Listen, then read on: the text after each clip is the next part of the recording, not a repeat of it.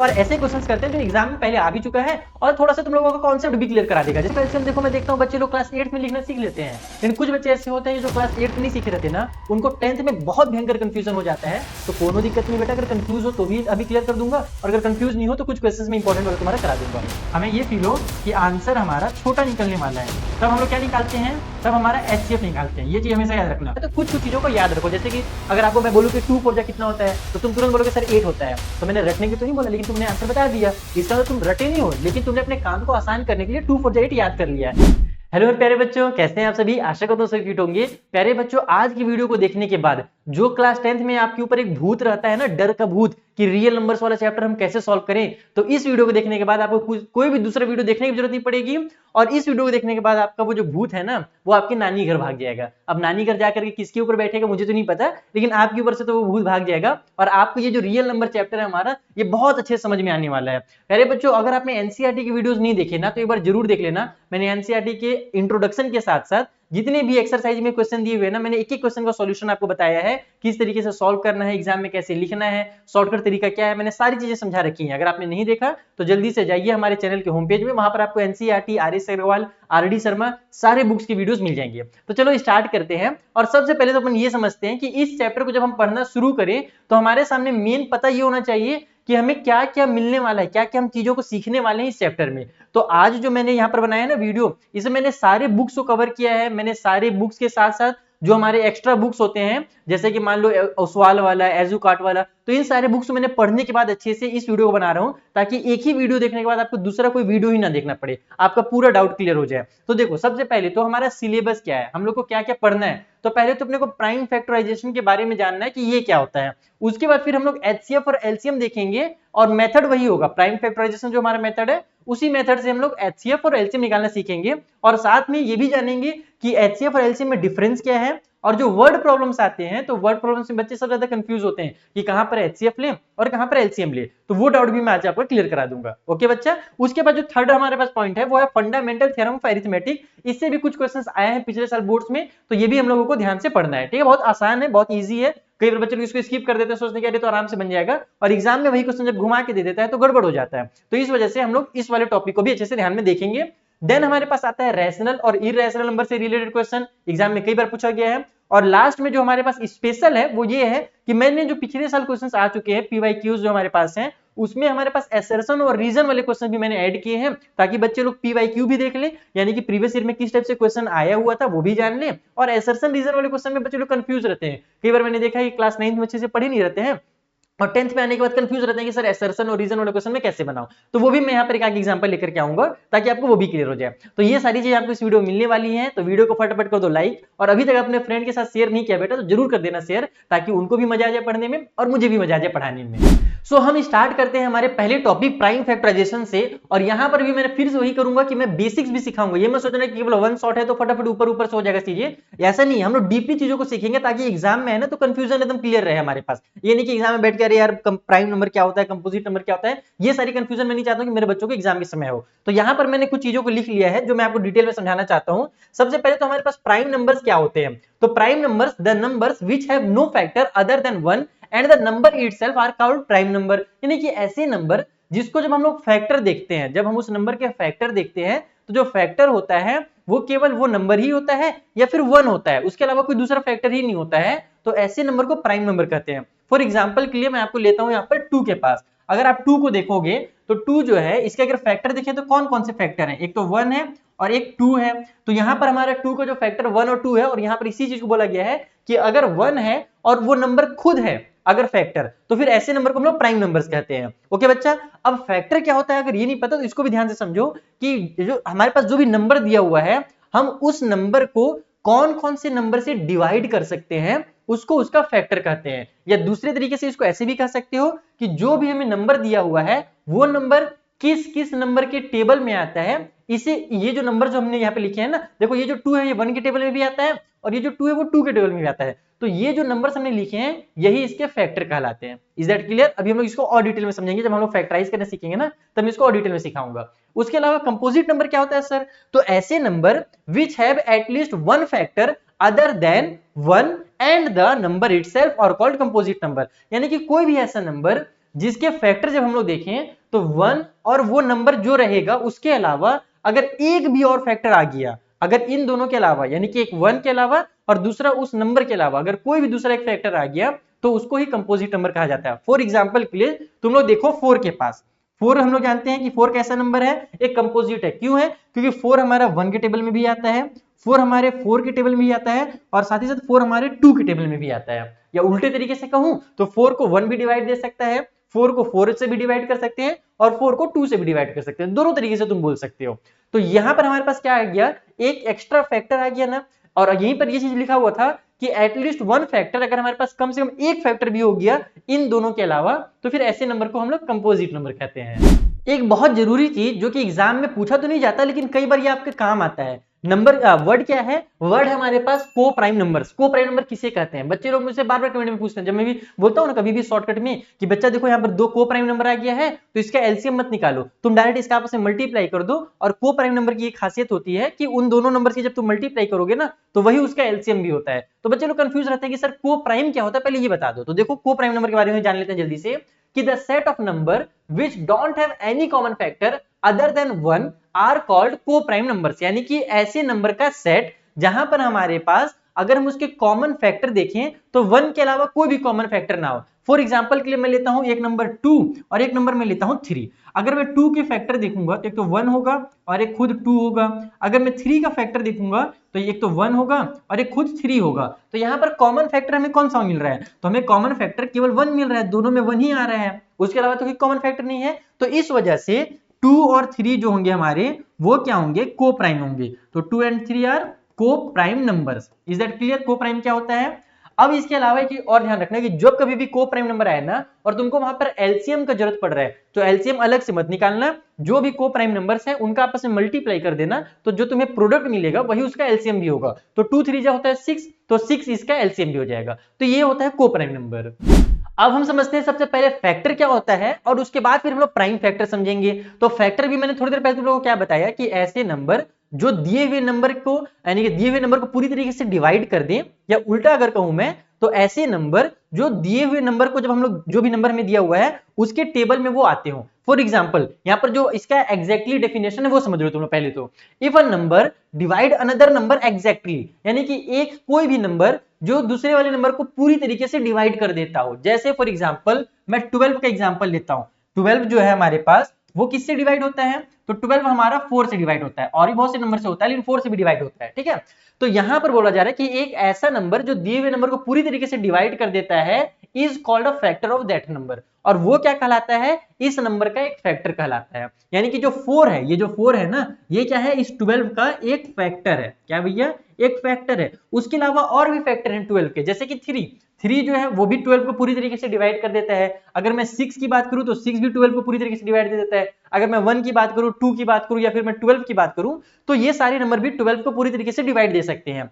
तो ऐसे नंबर्स जो दिए हुए नंबर को डिवाइड कर दें पूरी तरीके से, डेसिमल में नहीं आना चाहिए आंसर, हमारा कंप्लीट आंसर आना चाहिए, रिमाइंडर नहीं बचना चाहिए। तो उस कंडीशन में इन नंबर्स को ही फैक्टर कहा जाता है। अब आते हैं कि सर फैक्टर तो समझ में आ गया लेकिन प्राइम फैक्टर क्या होता है ये बता दो। तो प्राइम फैक्टर के लिए कुछ नहीं करना, सिंपली तुम देख रहे हो कि यहां पर जो मैंने नंबर्स लिखे हैं इसमें ये वाला नंबर भी कंपोजिट नंबर है और ये नंबर भी कंपोजिट है, क्योंकि हमने भी देखा जब हमने 4 का फैक्टर देखा था तो एक 1 आया था, एक 2 आया था और एक 4 आया था। उसी तरीके से जब मैं 6 के फैक्टर निकालूंगा तो 6 1 से भी डिवाइड होता है, 6 2 से भी डिवाइड होता है, 6 3 से भी डिवाइड होता है और 6 हमारे 6 से भी डिवाइड होता है। तो इस वजह से ये हमारे कंपोजिट नंबर है। लेकिन तब क्या हो जब हमारे पास पूरे के पूरे प्राइम नंबर्स हो जाएं। The set of prime numbers which when multiplied together make the original number। यानी कि अगर मैं 12 को कुछ इस तरीके से लिखूं, देखो 12 को मैं कैसे लिख सकता हूं, 12 को मैं ऐसे लिख सकता हूं 2 मल्टीप्लाई 2 मल्टीप्लाई 2 टू 4 और मल्टीप्लाई में 3। यानी कि हमारे पास हमने यहां पर इसके फैक्टर लिखे, 12 का मैंने फैक्टर लिखा, 12 2 से भी डिवाइड होता है और 12 3 से भी डिवाइड होता है, लेकिन मैंने कुछ उसको इस तरीके से अरेंज करके लिखा कि जब मैं इन सभी का मल्टीप्लाई करूंगा तो मेरा 12 आ जाएगा। देखो 2 2 जा 4 होगा और 4 3 जा 12 हो जाएगा।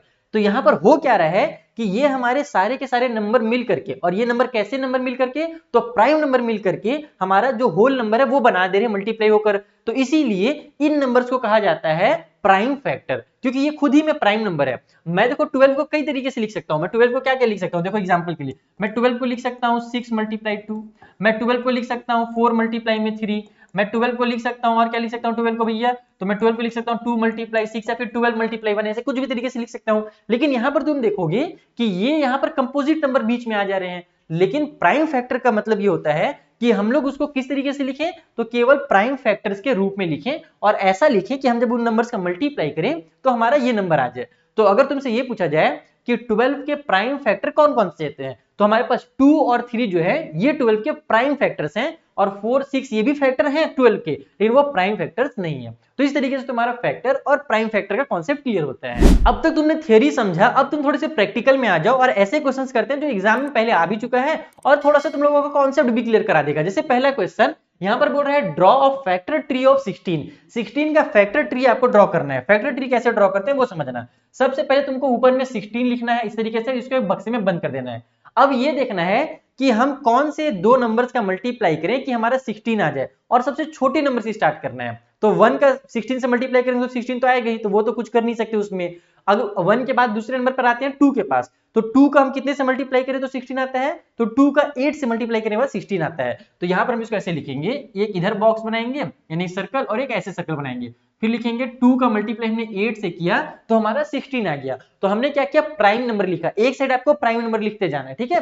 1 लिखा, अगर सॉरी 1 तो लिखना ही नहीं है, 2 लिखा, उसके बाद 2 से अगर नहीं हो रहा काम तो 3 करना, 3 से नहीं हो रहा तो 5 का यूज करना, 4 का नहीं करना, प्राइम नंबर का एक यूज जरूर करना। तो हमने 2 का 8 से मल्टीप्लाई किया तो 16 आ गया। अब क्या करेंगे, 8 को अब देखेंगे, क्योंकि 2 तो अब इससे छोटा हो नहीं सकता, 2 तो एक खुद ही प्राइम नंबर है, लेकिन 8 हमारा कंपोजिट नंबर है, उसको हम लोग छोटा छोटा कर सकते हैं। कैसे कर सकते हैं, तो 8 को मैं ऐसे करूंगा और यहां पर लिखूंगा 2 और मल्टीप्लाई में 4, क्योंकि 2 4 जा ही 8 हो जाता है। फिर से हमारे पास एक प्राइम नंबर हो गया, इसको छोड़ दो। अब ये जो 4 है हमारा कंपोजिट नंबर, इसको पकड़ो और इसको भी प्राइम नंबर के फॉर्म में लिखने की कोशिश करो, तो ये हो जाएगा 2 2 जा 4। अब देखो हमारे पास सारे के सारे जो नंबर है लेफ्ट में आप देखोगे हमारे प्राइम नंबर्स आ गए, इसलिए हमारा ये जो काम भी कंप्लीट हो गया। यानी कि जो इसको फैक्टर को हमने बोला था ना कि 16 को हमारे पास एक फैक्टर ट्री में शो कीजिए, तो बस यही शो होगा, क्योंकि अब इसके आगे हम लोग इसको डिवाइड नहीं कर सकते। जब तक डिवाइड होते जाएगा हमारा राइट वाला नंबर, तब तक डिवाइड करते जाओ, जब होना खत्म हो जाए तो छोड़ दो। तो इस तरीके से करना है। देन हमारे पास अगला जो क्वेश्चन उसमें बोल रहा है कि एक्सप्रेस द नंबर 3825, और ये इंपॉर्टेंट क्वेश्चन है, as a product of its prime factor. इसको हम लोग क्या करना है, प्राइम फैक्टर के प्रोडक्ट के फॉर्म में लिखना है। जैसे हमने 12 को लिखा था ना 2 मल्टीप्लाई 3, वैसे इस बड़े से नंबर को भी लिखना है। अब यहाँ पर दिमाग कंफ्यूज होता है कि सर छोटा सा नंबर था तो हमने कर लिया, बड़े नंबर को कैसे करें। तो देखो बड़े नंबर को भी करना बहुत आसान है, बस तुम लोग इस वाले मेथड को ध्यान से समझना। सबसे पहले तो मैं इसको थोड़ा सा छोटा कर देता हूं और साइड में कर देता हूं ताकि मुझे एक्स्ट्रा जगह मिल जाए, ठीक है। थोड़ा जगह मिल गया, अब इधर अपन इसको कर सकते हैं आराम से काम। तो सबसे पहले क्या करोगे, तुम एक नंबर लिखोगे और लैडर वाला जो हमारा मेथड है उसका यूज करोगे। 38 यहाँ पर थोड़ा ऊपर लिखता हूं क्योंकि बढ़ा जाएगा ये, और फिर 25 है।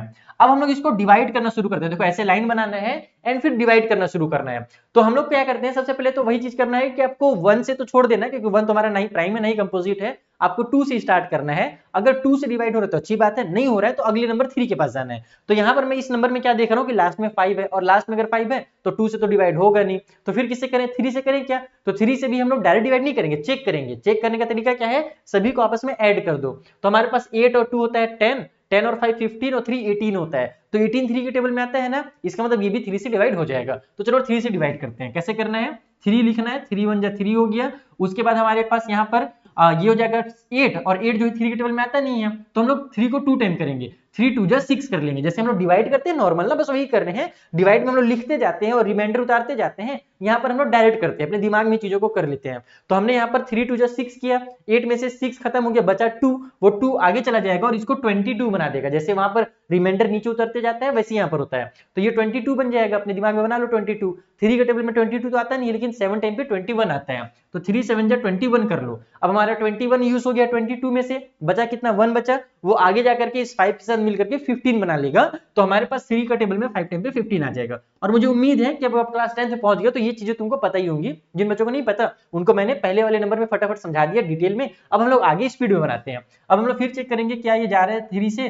तो हो जाएगा यस, ये 3 से जा रहा है तो मैं फिर 3 से इसको उड़ा देता हूँ। 3 का टेबल में 3 4 जा 12 हो जाएगा, फिर 3 2 जा 6 हो जाएगा, फिर 3 5 जा 15 हो जाएगा। क्या फिर से जा रहा है ये, तो 4 और 2 हमारे पास 6, 6 और 5 हो जाएगा 11। तो अब ये 3 से नहीं जा रहा है, लेकिन लास्ट में 5 है तो ये 5 से जरूर जाएगा। 5 के टेबल में 5 8 जा 40 ले लेता हूँ, 42 में से हमने 40 यूज किया तो बचा 2, वो आगे जाकर 25 बना देगा, तो 5 5 जा 25। फिर 5 से चला जाएगा ये, 5 के टेबल में देखो 5 1 जा 5 हुआ, 3 आगे जाएगा तो 35, तो 5 7 जा 35 और लास्ट में हो गया 17 1 जा 17, क्योंकि 17 तो एक खुद ही प्राइम नंबर है, वो किसी के टेबल में भी नहीं आता है। तो इसको हम लोग क्या लिख सकते हैं, इस तरीके से लिख सकते हैं कि भैया जी 3825 जो है ये हमारा निकल कर क्या गया, 3 मल्टीप्लाई 3 मल्टीप्लाई 5 मल्टीप्लाई 5 और मल्टीप्लाई में 17। यानी कि इसको अगर और अच्छे से लिखा जाए तो 3 का स्क्वायर मल्टीप्लाई में 5 का स्क्वायर और मल्टीप्लाई में 17।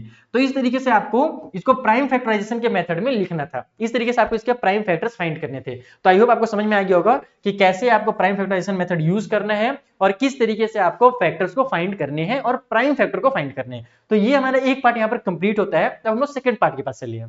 अब बात कर लेते हैं इस चैप्टर के सबसे इंपॉर्टेंट और सबसे ज्यादा जिसमें बच्चे कंफ्यूज रहते हैं उस टॉपिक की, जिसका नाम है एचसीएफ और एलसीएम। एचसीएफ एलसीएम देखो मैं देखता हूँ बच्चे लोग क्लास 8 में लिखना सीख लेते हैं, लेकिन कुछ बच्चे ऐसे होते हैं जो क्लास 8 में नहीं सीखे रहते ना, उनको 10th में बहुत भयंकर कंफ्यूजन हो जाता है। तो कोनो दिक्कत नहीं बेटा, अगर कंफ्यूज हो तो भी अभी क्लियर कर दूंगा, और अगर कंफ्यूज नहीं हो तो कुछ क्वेश्चंस में इंपॉर्टेंट वाला तुम्हारा करा दूंगा। तो देखो समझो, सबसे पहले जो बच्चों को नहीं पता एचसीएफ और एलसीएम क्या होता है उनको मैं जल्दी समझा देता हूँ। एचसीएफ का अगर मैं डेफिनेशन बताऊं पहले थोड़ा सा, उसके बाद फिर हम लोग इसको नंबर के थ्रू एग्जाम्पल के थ्रू समझेंगे भी। HCF is the product of smallest power of each common prime of the given numbers. It is also called greatest common divisor GCD of the number। जो HCF होता है ना उसी को GCD भी बोलते हैं, ये ध्यान रखना। कई बार बच्चे लोग से टीचर लोग कभी कभी ना ऐसी ट्रिकी क्वेश्चन पूछ देते हैं और बच्चे लोग सोचते हैं कि GCD क्या होता है सर, मैं तो आज तक सुना ही नहीं हूं। लेकिन ऐसा नहीं है, GCD का ये फुल फॉर्म होता है ग्रेटेस्ट कॉमन डिविजर, और HCF को ही GCD भी कहा जाता है। ओके, अब HCF होता क्या है, तो देखो अगर हमारे पास दो नंबर दिए हुए हैं, हमको ये पता करना है कि ये नंबर किससे किससे डिवाइड हो रहा है और ये नंबर किससे किससे डिवाइड हो रहा है। तो हम आसानी से पता कर सकते हैं उसके फैक्टर निकाल करके। चलो देखते हैं एग्जांपल लेकर के। जैसे मैं एक नंबर लेता हूं 15 और एक नंबर में लेता हूं 20। अगर मैं 15 के फैक्टर्स देखूं तो 15 का फैक्टर क्या होगा, अगर मैं इसका प्राइम फैक्टराइज करूंगा तो 3 मल्टीप्लाई 5 हो जाएगा। और जो हमारे पास 20 है उसका फैक्टर क्या होगा, तो 2 मल्टीप्लाई 2 मल्टीप्लाई 5 होगा, 2 2 जा 4 और 4 5 जा 20। तुम लोग फैक्टराइज करके देख सकते हो। अब करना क्या है कि तुमको ये देखना है, पहले नॉर्मल समझो फिर मैं डेफिनेशन से भी इसको समझाऊंगा। पहले नॉर्मली समझ लो कि हमारे पास ये जो नंबर्स हैं ये इनको डिवाइड कर रहे हैं। 3 से भी 15 डिवाइड हो सकता है, 5 से भी 15 डिवाइड हो सकता है, 2 से भी 20 डिवाइड हो सकता है, 5 से भी 20 डिवाइड हो सकता है।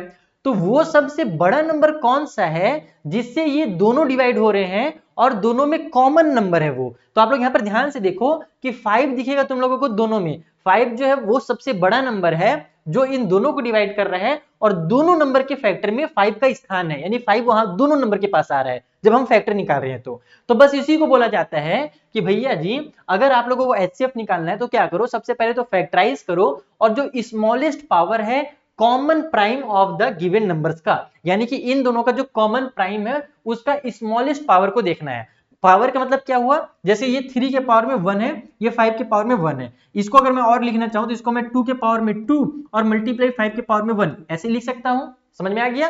तो यहां पर क्या होगा कि हमारे पास जो कॉमन प्राइम है दोनों में, यहां पर भी 5 है यहां भी प्राइम है, उसी को कॉमन बोलते हैं जो दोनों में आता हो, और उसका जो स्मॉलेस्ट पावर है उसको ही कहा जाता है हमारा एचसीएफ। तो 5 का अगर मैं स्मॉलेस्ट पावर देखूं तो यहां पर भी 1 है और यहां पर भी 1 है, तो 1 ही इसका स्मॉलेस्ट पावर कहलाएगा। तो 5 के पावर में 1 जो है वही क्या होगा, एचसीएफ होगा, यानी कि जो 5 है ना वही इसका एचसीएफ होगा। एचसीएफ का मतलब ये होता है कि ऐसा नंबर जो दोनों के टेबल में आता हो, या सॉरी दोनों नंबर्स को डिवाइड कर सकता हो, और वो सबसे बड़ा नंबर हो जो दोनों को डिवाइड कर सकता है, उसको ही एचसीएफ बोलते हैं। अब अगर मैं बात करूं एलसीएम की, तो एलसीएम जैसे इसका उल्टा हो जाता है। इसमें क्या बोल रहा है कि LCM is the product of greatest power of each prime factors of the given number, यानी कि आपके पास जो नंबर दिए हुए हैं जब आप उसके फैक्टर्स निकालोगे तो उनका जो ग्रेटेस्ट पावर होगा ना, कॉमन फैक्टर, सॉरी कॉमन की जरूरत नहीं, यहाँ पर बस ग्रेटेस्ट पावर देखना है और उनका आपस में मल्टीप्लाई कर देना है, तो आपका एलसीएम निकल करके आ जाएगा। लेकिन इसको पहले मैं थोड़ा सा सिंपल लैंग्वेज में समझाता हूं कि एलसीएम होता है क्या। जैसे एचसीएफ तो समझ में आ गया, एलसीएम उसी तरीके से समझ लो। एलसीएम का मतलब होता है कि ऐसा नंबर जो दिए हुए दोनों नंबर का जब हम टेबल पढ़ें, एलसीएम का फुल फॉर्म देखते हैं क्या होता है, lowest common multiple. Lowest common multiple, multiple जो वर्ड आ रहा है इसका मतलब ये हुआ कि आपको इनका टेबल पढ़ना है और इसको मल्टीप्लाई के फॉर्म में करना है। तो जब हम 15 का और जब हम 20 का टेबल पढ़ते हैं तो वो सबसे छोटा नंबर कौन सा आता है जो हमारे पास इन दोनों के टेबल में आता हो। जैसे अगर मैं 20 का टेबल पढ़ूं तो 20 आएगा, 40 आएगा, 60 आएगा।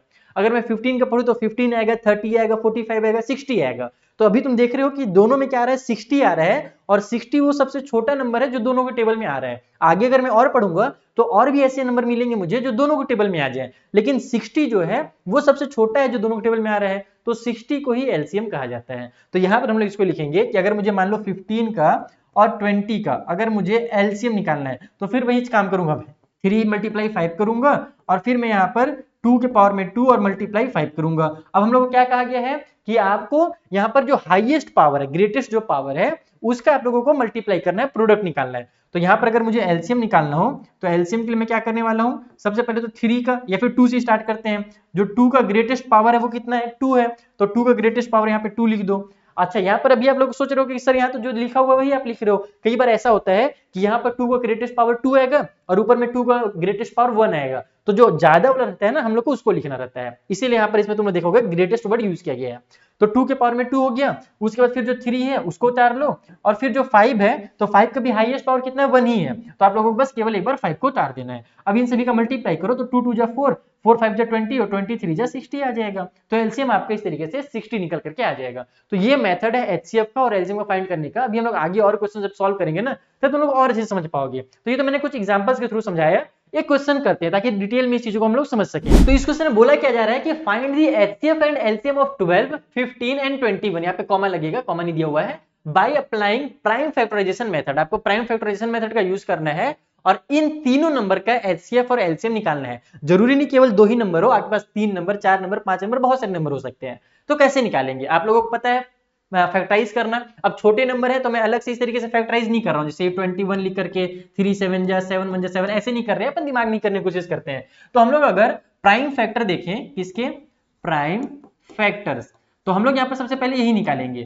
सबसे पहले 12 के प्राइम फैक्टर देखते हैं। तो 12 को हम लोग क्या लिख सकते हैं, 12 को हम लोग लिख सकते हैं 2 के पावर में 2 मल्टीप्लाई में 3, है ना, 2 2 जा 4 हो जाएगा, 4 3 जा 12 हो जाएगा। उसके बाद फिर अपने पास 15 है, तो 15 को अपन क्या लिख सकते हैं, 15 को अपन लिख सकते हैं 3 मल्टीप्लाई में 5, ठीक है। उसके बाद फिर लास्ट में हमारे पास 21 है, तो ये हमारा लिखा जाएगा 3 मल्टीप्लाई में 7।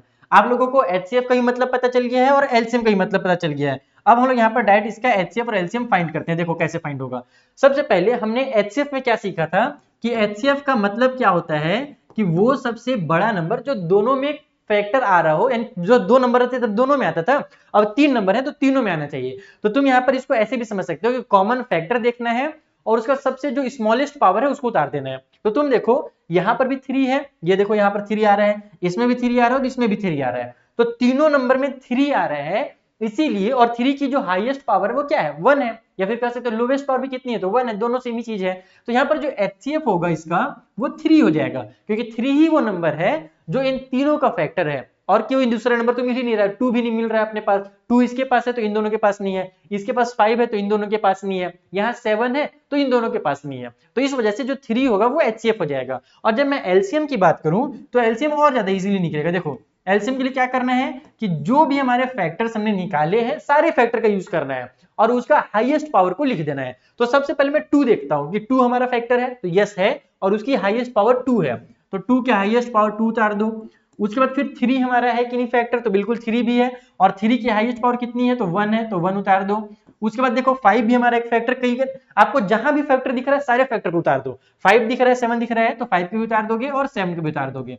और इन सभी का भी जो हाईएस्ट पावर है वो 1 है, यहाँ पर भी 5 का पावर 1 है और यहाँ पर भी 1 है, तो बस इतना ही लिखना है आपको। अब आप जब मल्टीप्लाई करोगे तो 2 2 जा 4, 4 5 जा 20 हो गया, और 7 3 जा हो जाएगा 21, 21 2 जा 42, और वो 20 था, 2 तो था नहीं, तो उस 20 से मल्टीप्लाई होगा तो 42 में एक जीरो लग जाएगा, यानी कि जो एलसीएम है वो तुम्हारी 420 निकल करके आ जाएगी। अब आता हूं मैं वर्ड प्रॉब्लम में। वर्ड प्रॉब्लम को समझना बहुत जरूरी है। क्यों जरूरी है, क्योंकि बच्चे कंफ्यूज रहते हैं, सर हम एलसीएम कब लें और कब एचसीएफ लें। तो एक छोटा सा ट्रिक याद रखना मेरा, इस ट्रिक का जब तुम यूज करोगे ना तो कभी तुम्हारा क्वेश्चन गड़बड़ हो ही नहीं सकता। तुमको जहां पर एचसीएफ बोला गया वहां पर तुम एचसीएफ ही निकालोगे, और जहां पर एलसीएम की जरूरत पड़ेगी वहां पर एलसीएम निकालोगे, नहीं कंफ्यूजन नहीं होगा। तो करना क्या है, तुम लोग हर बार देख रहे होगे दोनों में नंबर मैंने जब निकाला, पिछले जब मैंने एग्जांपल्स दिए थे 15 और 20 का, और जो मैंने यहाँ पर क्वेश्चन उठाया 12, 15 और 21, तो हर जगह तुम देखना एक चीज तुमको दिखेगा कि हमारा जो एचसीएफ है उसके नाम में हाईएस्ट जरूर है, लेकिन जो आंसर निकल करके आ रहा है वो छोटा निकल करके आ रहा है दिए हुए नंबर से। और जो एलसीएम है उसके नाम में लोवेस्ट लिखा हुआ है, एल मतलब कि लोवेस्ट होता है, लेकिन जो आंसर निकल करके आ रहा है वो बड़ा निकल करके आ रहा है दिए हुए नंबर से। तो इससे ये कंक्लूजन निकलेगा कि जब कभी भी किसी भी क्वेश्चन को, किसी भी वर्ड प्रॉब्लम को पढ़ के जब ऐसा फील हो, अभी आगे वर्ड प्रॉब्लम भी मैं कराऊंगा, टेंशन नहीं लेने का, बस अब यहाँ पर ये ध्यान रख लेना, क्योंकि अब ये चीज आ गया है तो मैं समझा देता हूँ कि वर्ड प्रॉब्लम को पढ़ के ये फील हो कि हमको जो दिए हुए नंबर्स हैं उससे बड़ा नंबर निकालना है, और ये फील हो जाता है जब तुम 3-4 क्वेश्चन कर लोगे ना तो तुमको ऑटोमेटिकली समझ में आ जाएगा, इतना तो समझ में आ ही जाएगा कि दिए हुए जो नंबर है उससे बड़ा नंबर हमारा आंसर आने वाला है या उससे छोटा नंबर आंसर आने वाला है, बस ये क्लियर हो गया। तो अगर बड़ा नंबर आंसर आने वाला है तब आप निकालोगे क्या, एलसीएम, और जब छोटा आंसर आने वाला हो यानी कि दिए हुए जो नंबर है अगर उससे आंसर तुमको लगे कि छोटा आना है, जो भी हमसे क्वेश्चन में पूछा है उसके अकॉर्डिंग हमारा आंसर छोटा हो जाएगा, तो वहां पर फिर हम लोग एचसीएफ निकालते हैं। तो एक मैं छोटा सा चीज लिख देता हूं यहाँ पर, थिंग्स टू रिमेंबर करके, वैसे तो मैंने आगे भी कई जगह पर लिखा है थिंग्स टू रिमेंबर, इसे मैं थोड़ा सा पीपीटी बनाते समय मैं भूल गया, तो यहाँ पर मैं डाल देता हूँ थिंग्स टू रिमेंबर। इसका मतलब क्या हुआ कि आप इसको एक बार याद जरूर रखना, ये सब चीजों को याद रख लेना, ट्रिक है कि जब हमारा आंसर छोटा हो, आंसर क्या हो, क्वेश्चन पढ़ करके हमें ये फील हो कि आंसर हमारा छोटा निकलने वाला है, तब हम लोग क्या निकालते हैं, तब हमारा एचसीएफ निकालते हैं, ये चीज हमेशा याद रखना। और जब हमको ये फील हो कि आंसर हमारा बड़ा होने वाला है दिए हुए नंबर से, तो उस कंडीशन में हम लोग एलसीएम निकालते हैं। तो बस ये है इसका छोटा सा ट्रिक। अभी जब मैं क्वेश्चन करूंगा ना वर्ड प्रॉब्लम, तब तुमको और अच्छे से ये चीज समझ में आएगा। एचसीएफ और एलसीएम तो देखो क्लास 8, 9 में भी था पहले से ही हमारे पास, लेकिन एक नया चीज जो क्लास 10th में है और जिससे रिलेटेड क्वेश्चन आते ही आता है एग्जाम में, वो क्या है कि जब कभी भी तुमको एचसीएफ और एलसीएम का जब तुम प्रोडक्ट करोगे ना, एचसीएफ और एलसीएम की जब तुम मल्टीप्लाई करोगे, तो जो भी हमारे पास नंबर दिया हुआ रहेगा आपके पास क्या आएगा, आंसर उसी नंबर के प्रोडक्ट के बराबर आएगा। यानी कि मान लो दो नंबर दिया हुआ है 15 और 20, इसको मैं एग्जांपल से समझाता हूं, छोटे नंबर के एग्जांपल से समझो कि अगर हमारे पास दो नंबर दिया हुआ है 15 और 20 और इसका एलसीएम और एचसीएफ पता है अपने को, तो अगर हम एलसीएम का और एचसीएफ का मल्टीप्लाई करेंगे और इन दोनों नंबर का मल्टीप्लाई करेंगे तो हमारा आंसर सेम ही आएगा। चलो इसको वेरीफाई करते हैं, चेक करते हैं। अगर मैं 15 का 20 से मल्टीप्लाई करूं तो कितना आएगा बच्चे लोग, 15 टू 30 हो जाता है और ये 0 उतर जाता है, तो 300 आ गया। अब मैं इसके एलसीएम और एचसीएफ का मल्टीप्लाई करूंगा, एलसीएम हमने कितना निकाला था 60 निकाला था, और एचसीएफ हमने कितना निकाला था 5 निकाला था, ये हमारा एचसीएफ था ना, ये हमारा क्या था एचसीएफ था।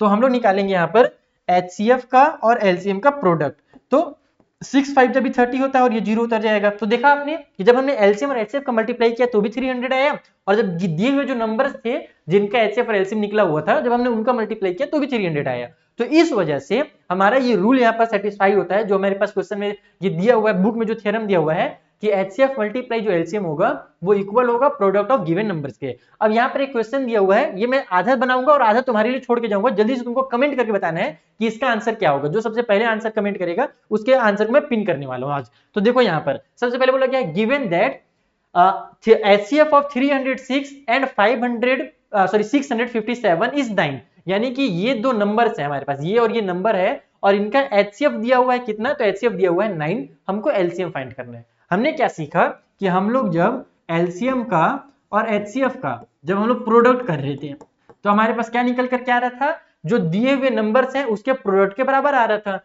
यानी कि हम लोग यहाँ पर 306 का और 657 का प्रोडक्ट करेंगे तो जो भी आंसर आएगा वो इनके आंसर के बराबर होगा।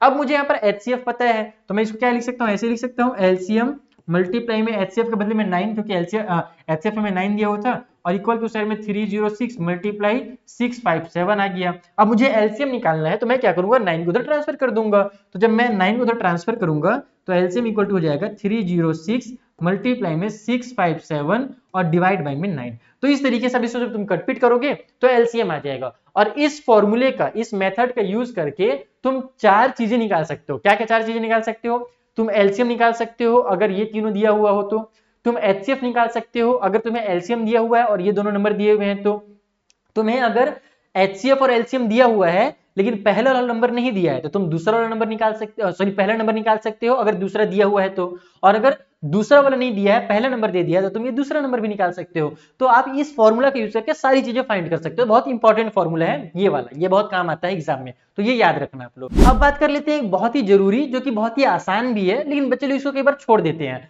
है क्या हमारे पास फंडामेंटल थ्योरम ऑफ अरिथमेटिक, और इससे रिलेटेड क्वेश्चन पिछले साल भी बोर्ड्स में आ चुका है, इसलिए ध्यान से समझना। होता है क्या है कि ये जो थ्योरम है ना बहुत ही सिंपल सा है, इसमें कुछ कहा नहीं गया है, जो चीजें मैंने अभी तक तुमको समझाई ना कंपोजिट नंबर के बारे में वही चीज इसमें लिखा गया है। लिखा क्या गया है कि फंडामेंटल थ्योरम ऑफ अरिथमेटिक ये कहता है कि every composite number can be express as a product of prime and this factor is unique apart from the order in which the prime factor occur. यानी कि कोई भी अगर हमारे पास कंपोजिट नंबर है, सिंपल लैंग्वेज में समझो, तो वो जो नंबर है उसको हम लोग जब उसके प्राइम फैक्टर्स के प्रोडक्ट के फॉर्म में लिखेंगे ना तो वो एक यूनिक तरीका से लिखाएगा। यानी कि जब आप 15 को लिखते हो इसके प्राइम फैक्टर के फॉर्म में तो 3 × 5 लिखाता है। अब तुम 15 के अलावा कोई भी दूसरा कंपोजिट नंबर ले लो, जैसे मैंने एग्जांपल के 20 ले लिया है, तो जब 20 को तुम लोग यहाँ पर लिखोगे इसके प्राइम फैक्टर के रूप में तो 2 × 5 लिखा रहा है, तो ये पार्ट और ये पार्ट क्या है, दोनों अलग अलग हैं। यानी कि सब का जो यहाँ पर प्राइम फैक्टर वाला फॉर्म होता है वो यूनिक होता है, सिंपल लैंग्वेज में यही कहा गया है यहाँ पर। अब इससे रिलेटेड क्वेश्चन कैसे आते हैं वो समझना। क्वेश्चन थोड़ा सा घुमा के दिया जाता है, जैसे कि यहाँ पर दिया गया है एक्सप्लेन कीजिए कि क्यों हमारा 7 × 11 × 13 प्लस 13 और दूसरा number 7 × 6 × 5 × 4 × 3 × 2 × 1 plus 5 are composite number. यानी कि ये वाला और ये जो है कंपोजिट नंबर्स क्यों है ये प्रूव करना, और दोनों अलग अलग हैं। तो सबसे पहले अपन इसको बताते हैं कि ये कंपोजिट क्यों है। देखो आप लोग यहाँ पर इसको डालो नंबर 1 और लिखो 7 × 11 × 13 और प्लस में हमारे पास दिया हुआ है 13। तुम देखोगे कि इस वाले पार्ट में और इस वाले पार्ट दोनों में 13 आ रहा है। हमने जब फैक्टराइज करना सीखा था क्लास 7 में, क्लास 8 में, क्लास 9 में, जब हमने फैक्टराइज करना शुरुआत किया था तो हमने क्या देखा था कि हम चीजों को कॉमन ले सकते हैं। कॉमन कैसे लिख सकते हैं, अगर बीच में प्लस या माइनस की साइन है और इस साइड में और इस साइड में अगर सेम नंबर है या फिर दोनों में x निकल कर क्या रहे हैं, दोनों में y निकल कर क्या रहा है तो कॉमन लेते थे ना, वैसे ही कॉमन ले लो। इस वाले पार्ट में से भी 13 को कॉमन ले लो तो बचेगा क्या, यहाँ पर हमारे पास 7 × 11 बचेगा और यहाँ पर प्लस के बाद जो हमारा 13 है उसमें से भी हमने 13 बाहर निकाल लिया है तो यहाँ पर अपने को 1 लिखना पड़ेगा।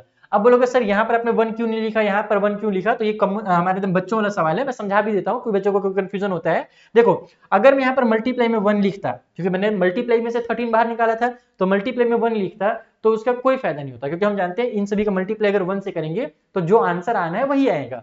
लेकिन यहाँ पर प्लस के साइन के साथ जो 1 है वो एक अलग नंबर हो जा रहा है, तो वहां पर हम लोग को 1 लिखना ही पड़ेगा ताकि हम लोग ऐड कर सके। ठीक है, तो इसमें 1 आपको लिखना ही लिखना पड़ेगा, तो फिर गड़बड़ हो जाएगा। तो सबसे पहले तो मैं इसको हटाता हूं, जो गड़बड़ मैंने यहाँ पे किया फालतू में जो लिखा था। अब जब हम लोग देख रहे हैं तो ये क्या बन जा रहा है, 13 हो जा रहा है, यहाँ पर 77 और प्लस 1 78 हो जाएगा, यानी कि 13 × 78 आ रहा है। अब हम लोग क्या देख रहे हैं कि जो नंबर हमें दिया था ये एक्चुअल में दो नंबर्स के प्रोडक्ट के फॉर्म में निकल कर के आ रहा है, तो इसका मतलब ये हुआ कि ये हमारा एक कंपोजिट नंबर है। बस ऐसे ही करना है, इसमें आप लोग अपने मन से कुछ स्टेटमेंट बना करके लिख सकते हो, चाहे तुम अपने बुक के एग्जांपल से लिख लो, चाहे तुमको टीचर जैसे बताएं वैसे लिख लो, या फिर तुम अपने खुद से लिखो, क्योंकि तुम लोग इंग्लिश मीडियम के बच्चे हो। एक अच्छा सा प्यारा सा शॉर्टकट का स्टेटमेंट बनाना और उसमें ये लिखना, मैं हिंदी में समझा रहा हूँ, कि हमारे पास जो दिए हुए नंबर था वो दो नंबर्स के प्रोडक्ट के फॉर्म में निकल करके आ जा रहा है, इस वजह से ये नंबर क्या होगा, एक कंपोजिट नंबर होगा। क्योंकि हम जानते हैं कंपोजिट का मतलब ही यही होता है कि जो भी नंबर है अगर उसका हम फैक्टर देखें तो 1 और उस नंबर के अलावा दूसरा कोई नहीं आना चाहिए। लेकिन यहाँ पर तो 13 × 78 आ गया, यानी कि हम लोग मल्टीप्लाई में इसको 1 लिख ही सकते हैं। तो तुम लोग देख लो यहाँ पर 3 फैक्टर हो गए, और 3 फैक्टर तो ऐसे ही हो गए, 78 को जब मैं फैक्टराइज करूंगा तो और भी फैक्टर निकल जाएंगे, इस वजह से ये क्या है, हमारे कंपोजिट नंबर है। तो बस तुम लोग को क्या करना है, 2 ही नंबर तक निकालना, बस इतना लिख देना है कि 13 × 78 आ गया, इसका मतलब ये हमारे कंपोजिट नंबर होगा। उसी तरीके से इधर वाले को भी करना है, इसको तुम लोग करोगे मल्टीप्लाई वगैरह, मैं बस समझा देता हूँ। यहाँ पर वही करना तुम लोग, हम लोग को दिया हुआ है 7 × 6 × 5 × 4 × 3 × 2 × 1, ये 1 बस कंफ्यूज करने के लिए दिया और कुछ नहीं।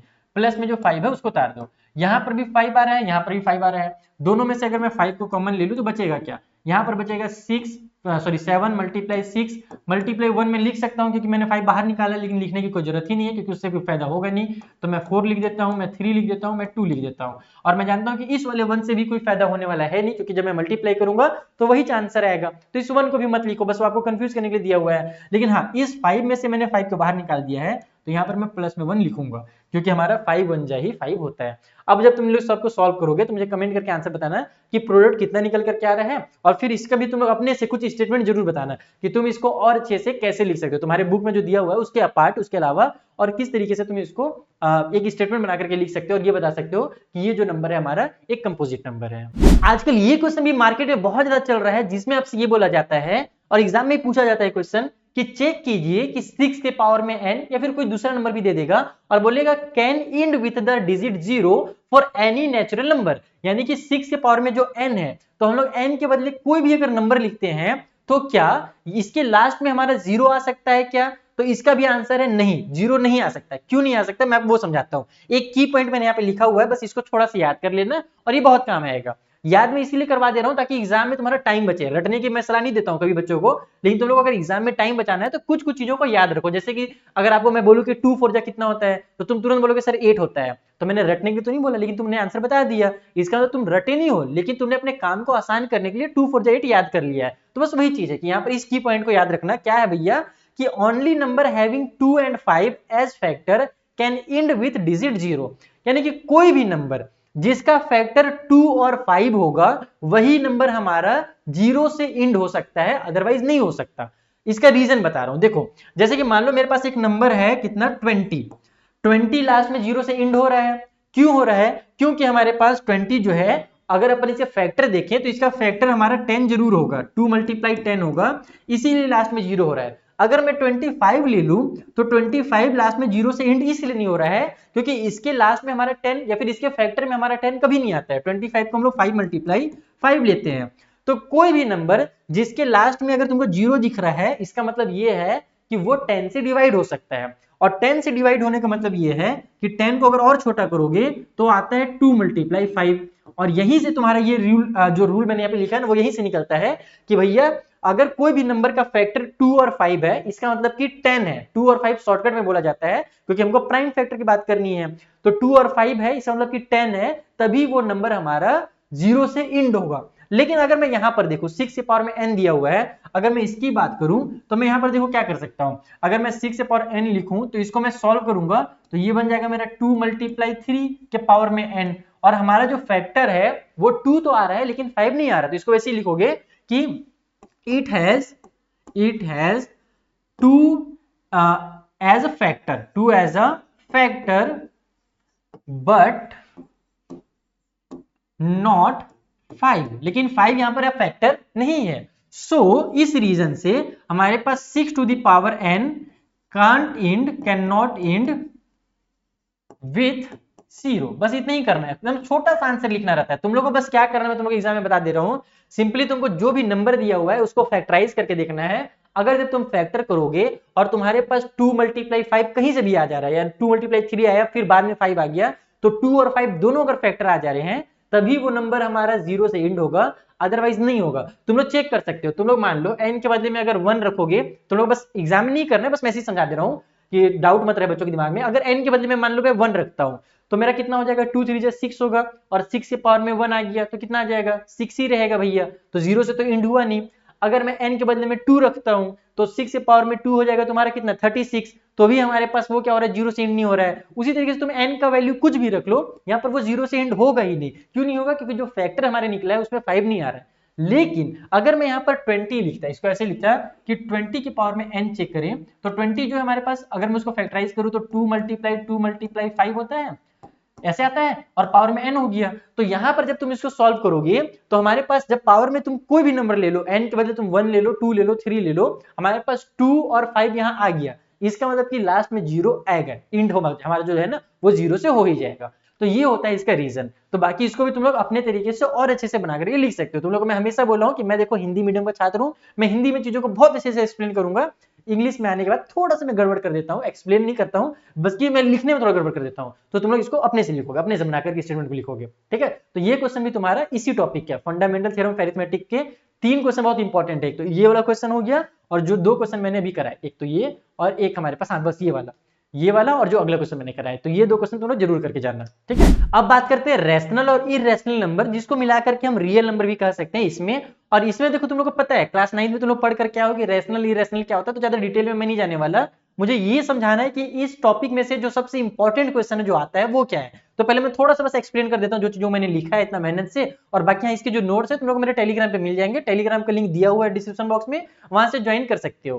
तो देखो बच्चों, रैशनल नंबर क्या होता है? A number which can express in the form of p by Q, कोई भी नंबर जो p बाई क्यू के फॉर्म में लिखा जाए जहां पर q is not equal to zero is called a rational number. कोई भी नंबर जो p बाई क्यू यानी कि एक फ्रैक्शन के फॉर्म में लिखा गया है और डिनोमिनेटर में हमारे पास जीरो नहीं होना चाहिए, बस ये ध्यान रखना, तो वो नंबर हमारा रैशनल नंबर कहलाएगा। और irrational number, a number that can not be express as a simple fraction for any integer is called an irrational number. यहाँ पर रैशनल नहीं होगा, इरेशनल होगा, ये टाइपिंग मिस्टेक है, कोई बात नहीं।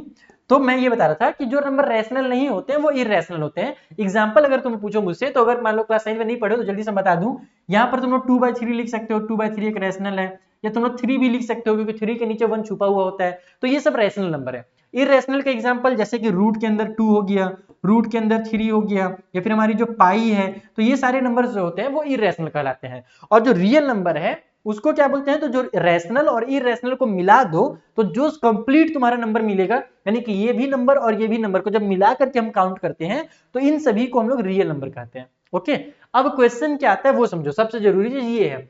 क्वेश्चन आता है इस टाइप से कि प्रूव कीजिए रूट 5 एक इरेशनल है, रूट 3 एक इरेशनल है। तो जो भी नंबर है तुमको जो मैं कॉन्सेप्ट समझाने वाला हूं इसी कॉन्सेप्ट से सॉल्व करना है। एक मैंने यहाँ पर की पॉइंट लिखा हुआ याद करने के लिए, इसको याद भी कर लो और इसको मैं समझा भी दूंगा अभी क्वेश्चन में। की पॉइंट क्या है कि मान लीजिए p एक प्राइम नंबर है और a जो है कोई भी नंबर हमारे पास कोई पॉजिटिव नंबर है, तो if p divide a square then p divide a। अगर p जो है वो a स्क्वायर को डिवाइड कर रहा है तो p हमारे a को भी डिवाइड करेगा। जैसे कि हम लोग इसको एग्जांपल के लिए मैं ऐसे समझ सकता हूं, कौन सा नंबर ले लूं मैं ले लेता हूं 36। जैसे कि मान लो 2 जो है वो 36 को डिवाइड करता है, तो 2 जो है ना वो हमारे 6 को भी डिवाइड करेगा। ये यहाँ पर कहा जा रहा है, अगर आप इसमें a और b में अगर p q ये सब में अगर कंफ्यूज होते हो तो उसको आप नंबर में कन्वर्ट करो, जल्दी समझ में आ जाएगा। ये 36 क्या है? 36 एक्चुअल में हमारा 6 का स्क्वायर है, समझ में आ रहा है? तो अगर हमारे पास कोई भी नंबर 6 के स्क्वायर को डिवाइड कर रहा है तो ये नंबर 6 को भी डिवाइड करेगा। यही हमारा की पॉइंट है, इसको याद रखना, अभी काम आएगा ये। अब हम लोग कैसे करते हैं किसी भी नंबर को, हम लोग को अगर पूछा बोला गया कि इरेशनल प्रूफ कीजिए तो कैसे करते हैं? तो इसका एक सिंपल सा मेथड है कि खुद को बेटा गलत साबित करना रहता है। कैसे गलत साबित करते हो? जैसे गर्लफ्रेंड से लड़ाई हो जाता है तब तुम लोग खुद को गलत साबित करते हो ना, चलो मेरी अम्मा मेरे से गलती हो गई, बस वही चीज यहाँ पर करना है कि आपको ये साबित करना है कि हमने जो सोचा था, हमने जो माना था वो गलत है। तो हम क्या मानेंगे? हम ये मानेंगे कि हमारा जो रूट 5 है वो एक रैशनल नंबर है। तो देखो इसको कुछ इस तरीके से लिखा जाता है, तो मैं जगह बना लूं अपने लिए। इसको ऐसे लिखा जाता है कि मान लेते हैं let root 5 is a rational number. ये क्या है? एक रैशनल नंबर है विच इज, या फिर इसको हम ऐसे लिख सकते हैं, और अगर ये रैशनल नंबर है तो which is written in the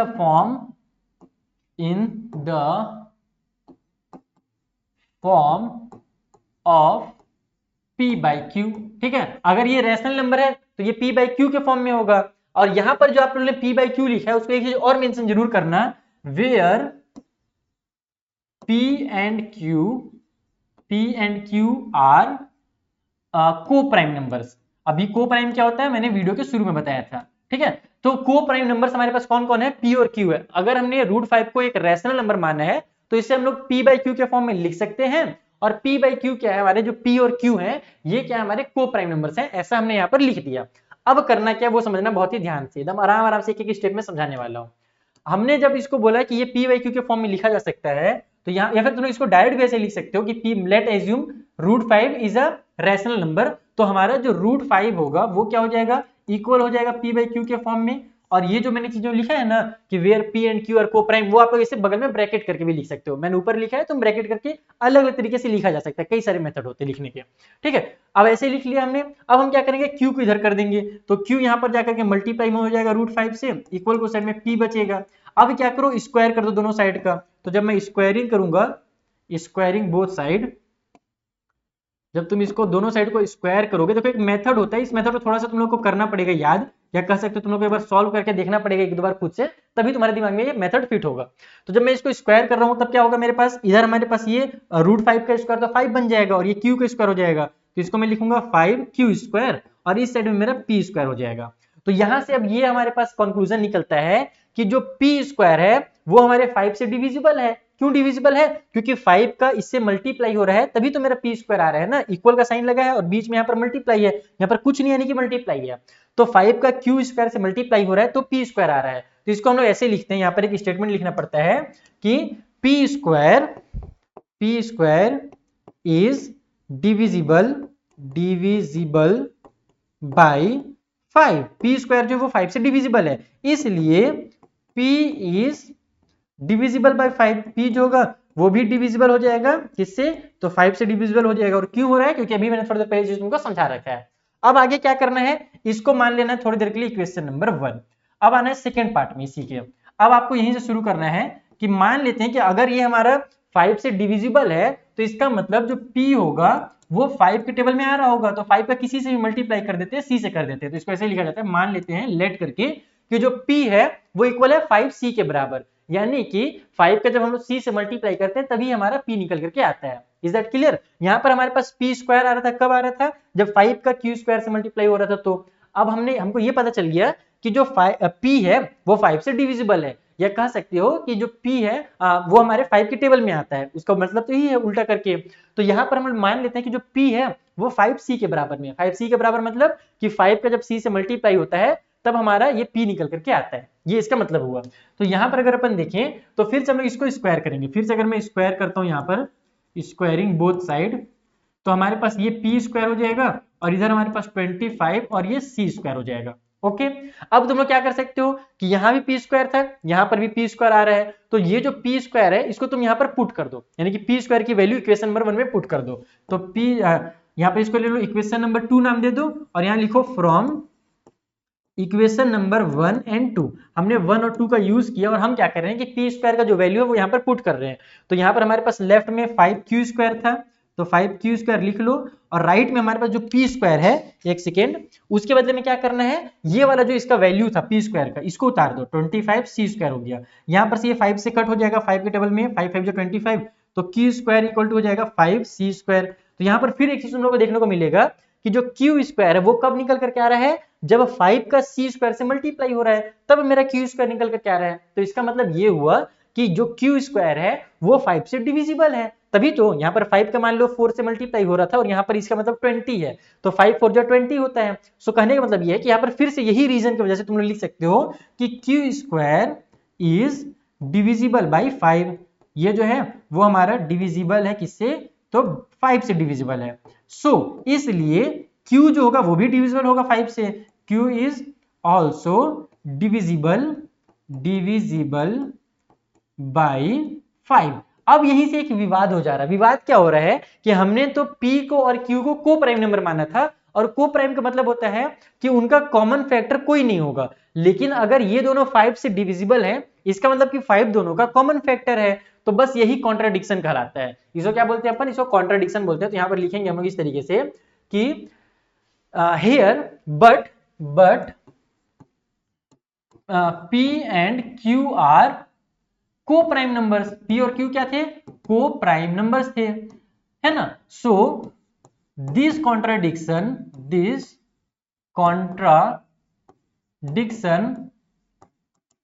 arises, ये कॉन्ट्राडिक्शन क्यों हो रहा है, बिकॉज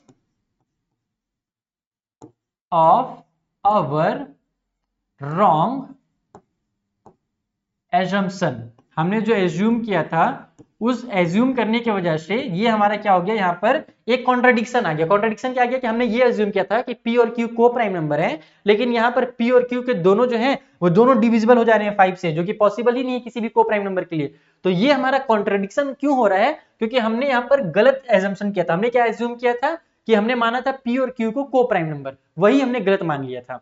तो इस वजह से यहाँ पर ये प्रूव होता है, सो या फिर hence it is proved that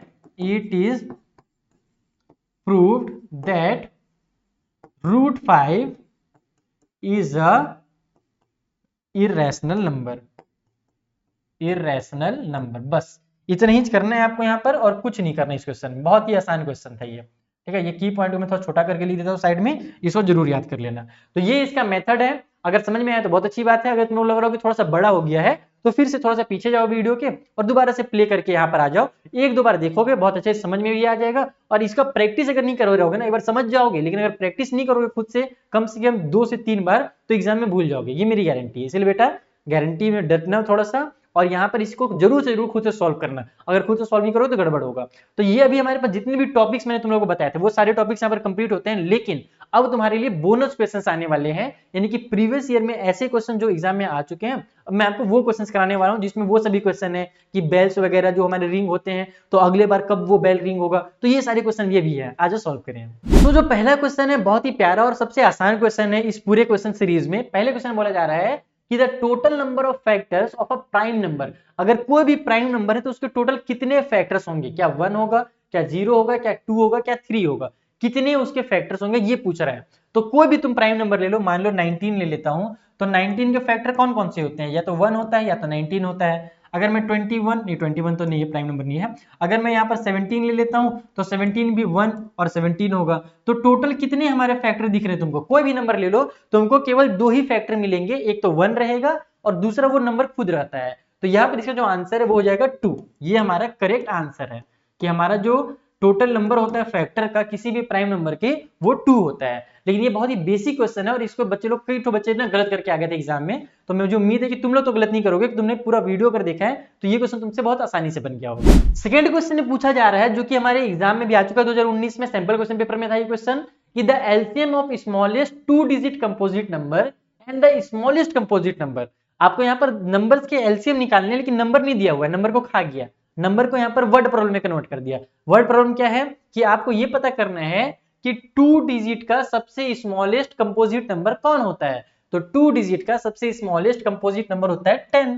सबसे पहले तो 2 डिजिट का सबसे छोटा नंबर कौन सा होता है, 10 होता है। अब 10 को ये चेक करो कि वो प्राइम है कंपोजिट है, तो 10 हमारा कंपोजिट है क्योंकि वो 2 के टेबल में भी आता है, 5 में भी आता है ना, तो हम लोग इसको कंपोजिट नंबर बोलेंगे। अब उसके बाद हमसे बोला जा रहा है कि स्मॉलेस्ट कंपोजिट, यानी कि जो सबसे छोटा कंपोजिट नंबर है तो वो कौन सा है, तो वो हमारा 4 है। सबसे छोटा कंपोजिट नंबर 4 है, ठीक है, और सबसे छोटा प्राइम नंबर 2 है। 1 को हम लोग नहीं कंपोजिट बोलते हैं और नहीं प्राइम बोलते हैं, ये ध्यान रखना, ठीक है। तो अपने को एक्चुअल में 10 का और 4 का यहाँ पर एलसीएम निकालना है, तो तुम लोग इसको या तो डिटेल में सॉल्व करके निकालो या तो दिमाग में निकालो। और बेटा अगर एग्जाम में इस टाइप से क्वेश्चन देकर के आया है तो इसको दिमाग में निकालना ज्यादा होशियारी होगा। तुमको क्या पूछा है, एलसीएम पूछा है, और एलसीएम का मैंने तुमको डेफिनेशन पहले ही समझा दिया है। एलसीएम का मतलब ये होता है कि वो नंबर जो इन दोनों नंबर के टेबल में आता हो और सबसे छोटा नंबर हो। तो 10 के टेबल में 10 आएगा, फिर 10 के टेबल में 20 आएगा, फिर 10 के टेबल में 30 आएगा, फिर 10 के टेबल में 40 आएगा। उसी तरीके से 4 का जब तुम टेबल पढ़ोगे तो 4 के टेबल में तुमको 20 और 40 दोनों मिलेंगे, लेकिन हमको क्या करना है, सबसे छोटा नंबर लेना है जो दोनों के टेबल में आ रहा है। तो सबसे छोटा नंबर 20 जो है ना वो 10 में भी आ रहा है और 4 में भी आ रहा है, इसलिए इसका जो सही आंसर है वो 20 हो जाएगा। यानी कि 20 ही वो हमारा एलसीएम है जो स्मॉलेस्ट कंपोजिट नंबर और 2 डिजिट के स्मॉलेस्ट कंपोजिट नंबर का एलसीएम है। तो ये हो गया सेकंड क्वेश्चन। हमने एचसीएफ और एलसीएम से रिलेटेड जो फॉर्मूला पढ़ा था उससे रिलेटेड क्वेश्चन आया हुआ है। क्वेश्चन क्या बोल रहा है कि if the LCM of A and 18 is 36, यानी कि ये जो 36 है ये क्या दिया हुआ है, एलसीएम दिया हुआ है। किसका किसका एलसीएम है, तो ए का और 18 का, ये दो नंबर है, एक तो ए है और एक 18 है, इन दोनों का एलसीएम 36 है। अब बोला जा रहा है and the HCF of A and 18 is 2, और जो एचसीएफ है वो भी दे दिया है। तो बताइए ए जो है वो उसका वैल्यू क्या होगा, एक्चुअल में ए जो है वो कौन सा नंबर है। तो हम जानते हैं कि रूल हमारा क्या है भैया, सिंपल सा रूल है कि एचसीएफ का अगर मल्टीप्लाई करते हैं हम लोग एलसीएम से तो equal to product of number निकल करके आता है। और प्रोडक्ट ऑफ नंबर यानी कि एक तो नंबर ए है और दूसरा नंबर हमारे पास 18 दिया हुआ है। एचसीएफ भी हमको पता है और एलसीएम भी पता है। एलसीएम एचसीएफ दिया हुआ था 2 और एलसीएम दिया हुआ था 36, इक्वल को साइड में हो जाएगा a मल्टीप्लाई में 18 को इधर ले आओ तो ये हो जाएगा 2 मल्टीप्लाई में 36 डिवाइड बाई में 18, इक्वल को साइड में a बच रहा है तो 18 टू जा 36, 2 टू जा हो जाएगा 4, यानी कि जो a की वैल्यू है वो कितनी है, वो 4 है। तो यहाँ पर हमारा जो आंसर है वो option number D is the correct answer जाएगा। बच्चों को जो सबसे ज्यादा डर लगता है ना वो इस टाइप से क्वेश्चन से लगता है, और एग्जाम में ये क्वेश्चन हमेशा पूछे जाते हैं, मेरी गारंटी है। और इस बार भी ये क्वेश्चन आएगा ही, सेम टू सेम जरूर ना आए, लेकिन ऐसे क्वेश्चन एग्जाम में 100% हमेशा आते हैं। क्वेश्चन क्या है कि अगर हमारे पास 3 अलार्म क्लॉक हैं जो रिंग कर रहे हैं there alarms at regular interval of 20 minute, 25 minute and 30 minute respectively, यानी कि 3 क्लॉक्स है हमारे पास। पहला वाला अलार्म क्लॉक जो है वो हर 20 मिनट में टूर टूर बज रहा है, दूसरा वाला हर 25 मिनट में बज रहा है, और तीसरा वाला एवरी 30 मिनट्स में बज रहा है, यानी कि 30 मिनट जैसे ही होगा फिर बजेगा, फिर अगले 30 मिनट में फिर बजेगा, ऐसे हो रहा है। ओके, तो if the first beep together at 12 नून, यानी कि उन तीनों को दोपहर के 12 बजे ये देखा गया कि तीनों एक साथ बजे, दोपहर के 12 बजे एकदम करेक्ट 12 बज रहा था, पहला वाला भी अलार्म क्लॉक बजा, दूसरा भी बजा, और तीसरा वाला अलार्म क्लॉक भी बजा। तो अब हमसे पूछ रहा है कि बताइए कि at what time will they beep again for the first time, यानी कि इसके बाद कौन सा वो समय आएगा जिसमें वो तीनों फिर से एकदम एक बार साथ में बजेंगे। उसके बाद तो कई बार ऐसा होगा कि साथ में बजेंगे, लेकिन पहले बार कब ऐसा आएगा 12 बजे के बाद जब वो बजने वाले हैं साथ में। तो सबसे पहले तो दिमाग ये लगाओ कि जो हमें नंबर दिया हुआ है 12 नून, ठीक है, अब जो अलार्म है इसके बाद वाला बोला जा रहा है ना, यानी कि इससे बड़ा नंबर हमारा निकल करके आएगा 12 दोपहर के 12 बजे के बाद का समय निकल करके आएगा। तो कहने का मतलब ये है, या फिर तुम इसको ऐसे भी समझ सकते हो कि अगर पहला अलार्म क्लॉक 20 में बज रहा है और एक अलार्म क्लॉक 30 मिनट में बज रहा है, तो दोनों जो है अगले बार साथ में कब बजेंगे, जब 20 वाला 20 20 20 करके जब 60 में पहुंचेगा, तब 30 वाला 30 और 30 करके 60 में पहुंचेगा, तब साथ में बजेंगे। तो जो आंसर है वो हमारा बड़ा नंबर निकल करके आ रहा है, और मैंने शुरू में ही सिखाया था कि जब आंसर बड़ा नंबर निकले तब क्या निकालना है, एलसीएम निकालना है। तो इट मींस कि ऐसे वाले क्वेश्चन जब आए तो वहां पर एलसीएम निकालना रहता है।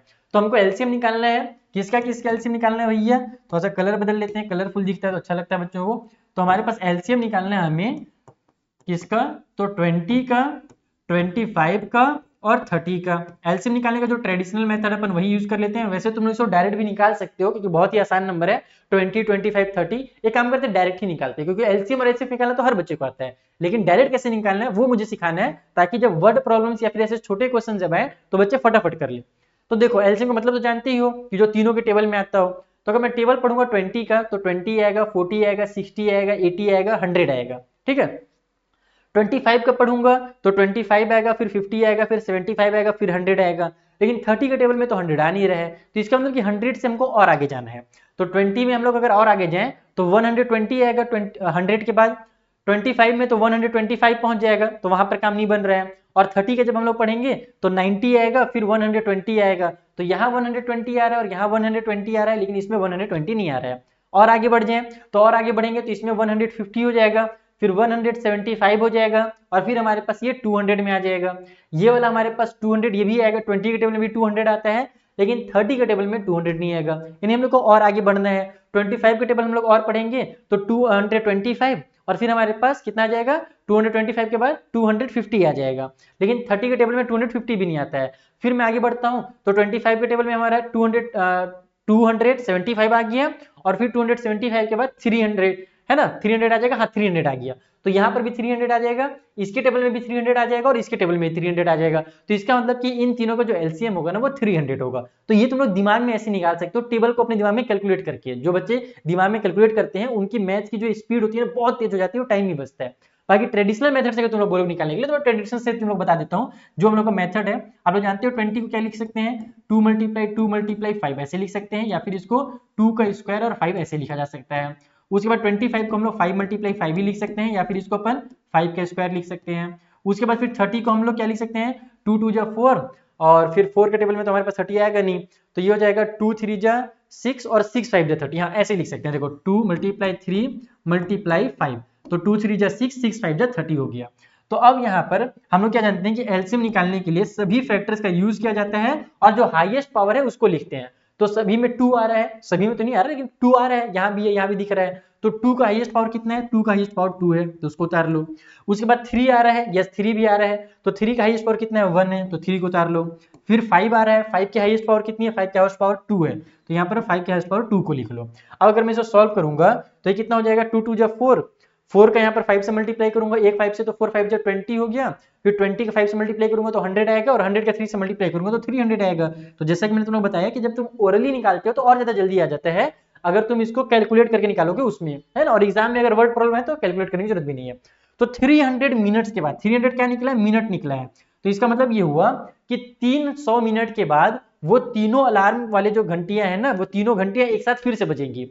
अब 300 मिनट को अगर मैं घंटे में कन्वर्ट करूं तो कितना घंटा होता है, तो तुम लोग सिंपली क्या करो, 300 को 60 से डिवाइड दे दो, इस तरीके से 300 डिवाइडेड बाई 60, तो ये हो जाएगा 0 से 0 कैंसिल, और 6 के टेबल में 5 टाइम पे आता है 30, तो 5 आवर्स हमारा निकल गया। इसका मतलब कि 5 घंटे के बाद वो दोबारा सब कुछ साथ में बजेंगे।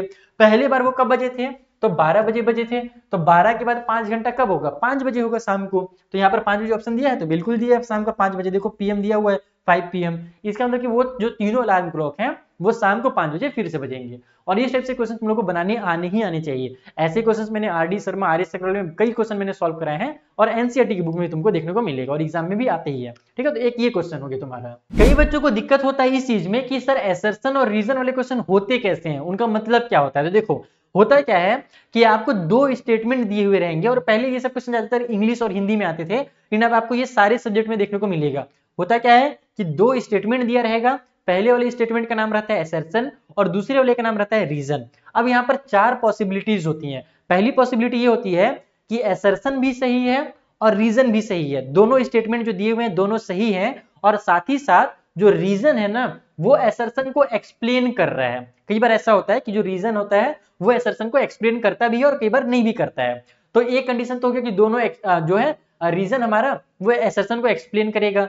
दूसरा कंडीशन ये हो सकता है कि दोनों सही तो हैं लेकिन रीजन एसर्शन को एक्सप्लेन नहीं कर रहा है, तो उस कंडीशन में आप लोग को ऑप्शन बी लगा करके आना है। तीसरा ऑप्शन रहता है कि एसर्शन तो सही है, पहला वाला स्टेटमेंट तो सही है लेकिन रीजन सही नहीं है, यानी कि दूसरा वाला सही नहीं है। और चौथा ऑप्शन दिया रहता है कि एसर्शन हमारा गलत है, यानी पहला वाला स्टेटमेंट गलत है और जो दूसरा वाला स्टेटमेंट है वो सही है। तो हम लोग चेक करेंगे, हम लोग यहाँ पर सबसे पहले तो ये चेक करेंगे कि सही है या नहीं है दोनों स्टेटमेंट। तो यहाँ पर हमारा बोला जा रहा है कि अगर प्रोडक्ट 2 नंबर का 5780 है और उनका HCF 17 है, तो एलसीएम कितना होगा 340 होगा। तो हम लोग क्या करेंगे, सिंपली 340 का 17 से मल्टीप्लाई करके देख लेंगे। तो जब तुम यहाँ पर 340 का मल्टीप्लाई करते हो 17 से, तो तुम्हारा जो आंसर है ना वो 5780 निकल करके आ जाएगा। तो हमको पता ही है कि जब कभी भी एचसीएफ और एलसीएम का जो प्रोडक्ट है अगर वो उन दोनों नंबर के प्रोडक्ट के बराबर आ रहा है, तो यही तो हमारा रूल कहता है, जो हमने रूल पढ़ा था HCF multiply LCM equal to product of the number. तो वही चीज यहाँ पर हो रहा है। हमसे बोला जा रहा था कि प्रोडक्ट जो है 2 नंबर का वो इतना है और उनका HCF 17 है, तो बताइए जो एलसीएम होगा क्या वो 340 होगा। तो इसको चेक करने के लिए हमने क्या किया, उल्टा काम किया, हमने एलसीएम को और HCF को मल्टीप्लाई कर दिया। तो एलसीएम और HCF को जब हमने मल्टीप्लाई किया तो हमारा इतना निकल कर क्या आ जा रहा है, इट मींस कि यस ये जो नंबर हमें दिए हुए हैं वहां पर जो एलसीएम होगा वो 340 ही होगा। तो पहला चीज तो सही है। अब दूसरा क्या बोल रहा है कि HCF is always a factor of LCM. किसी भी नंबर में तुम देखना ना, जब तुम्हें HCF निकालना और जब तुम्हें एलसीएम निकालना, तो जो HCF होता है ना वो हमेशा हमारे एलसीएम का एक फैक्टर जरूर होता है। तुमने अभी तक में जितने भी मैंने क्वेश्चन कराए ना HCF और एलसीएम के, तुम हर जगह जाकर देखना कि जो HCF होगा और जो एलसीएम होगा उन दोनों का जब कंपेयर करोगे तो HCF एलसीएम का फैक्टर हमेशा निकल करके आएगा। तो यहाँ पर भी वही चीज बोल रहा है कि HCF जो है वो एलसीएम का फैक्टर होता है, और ये चीज बाद में काम भी आता है एग्जाम में कई बार। तो ये भी चीज सही लिखा है और ये भी चीज सही लिखा है, लेकिन क्या इन दोनों का आपस में कोई रिलेशन है, तो बिल्कुल नहीं। हमारे पास ये एक अलग चीज के बारे में बात कर रहा है और ये जो है एक दूसरी चीज के बारे में बात कर रहा है। HCF एलसीएम दोनों में है लेकिन ये इसको कनेक्ट नहीं कर रहा है। रीजन जो है, जैसे हमने यहाँ पर जो स्टेटमेंट हमने जो पढ़ा पहला वाला स्टेटमेंट वो सही तो है लेकिन वो इस वाले स्टेटमेंट की वजह से सही नहीं हुआ, ये एक दूसरी चीज के बारे में बता रहा है। तो इस वजह से इसका जो सही आंसर होगा वो ऑप्शन नंबर बी होगा कि दोनों सही है। ए भी जो एसर्शन है वो भी सही है और आर यानी कि रीजन भी सही है, लेकिन जो हमारा रीजन है वो not the correct explanation of assertion, वो एसर्शन का करेक्ट एक्सप्लेनेशन नहीं है। तो ये होता है एसर्शन और रीजन। अब चलते हैं एक बोनस क्वेश्चन के पास। तुम लोगों को मैंने बहुत सारे क्वेश्चन कराए ना, एक बोनस क्वेश्चन भी है मेरे पास जो कि पिछले साल एग्जाम में आया था।